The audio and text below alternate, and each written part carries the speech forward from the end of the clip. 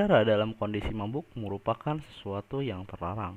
Hal ini dikarenakan kondisi mabuk bagi pengemudi mengakibatkan ketidakWaspadaan serta ketidakdapatan pengemudi dalam mengatur kendaraannya, sehingga hal itu dapat mengakibatkan kecelakaan lalu lintas dan tidak sedikit terjadinya kecelakaan lalu lintas akibat mabuk. Padahal sejatinya di Indonesia sendiri telah banyak undang-undang yang mengatur agar pengemudi tidak berkendara dalam keadaan mabuk. Oleh karena itu, perkenalkan, saya Hilwan Hafiz ya, NIM I071933 dari Teknik Elektro UNS akan menjelaskan tentang proyek kreatif 4 saya yang berjudul Sistem Pengaman Berkendara dengan Pendeteksi Kadar Alkohol dalam Tubuh. Alat yang saya buat setidaknya terdapat 4 komponen utama sebagai penyusun alat tersebut.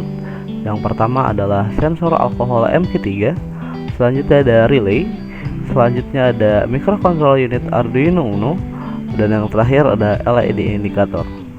MQ3 di sini berfungsi sebagai sensor alkohol yang akan mendeteksi kadar alkohol dalam nafas seseorang, di mana nantinya kondisi tersebut akan menjadi input bagi microcontroller unit Arduino Uno. Arduino Uno akan melakukan perhitungan serta melakukan pengiriman sinyal kepada LED indikator dan relay atas hasil yang didapat dari input MQ3, sehingga nantinya output yang didapat yaitu adalah nyala lampu LED indikator serta mesin motor yang menyala.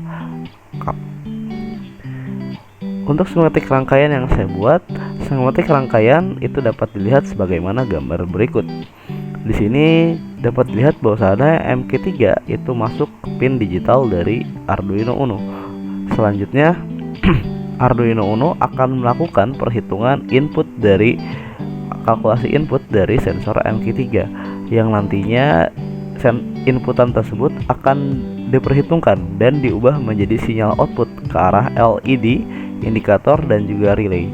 Di sana relay dihubungkan dengan sebuah motor yang saya permisalkan sebagai motor dari kendaraan.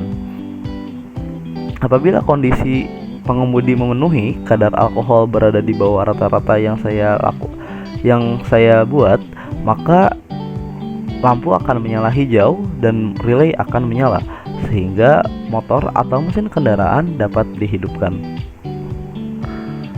Untuk cara kerja alat yaitu dapat dilihat sebagaimana timeline berikut.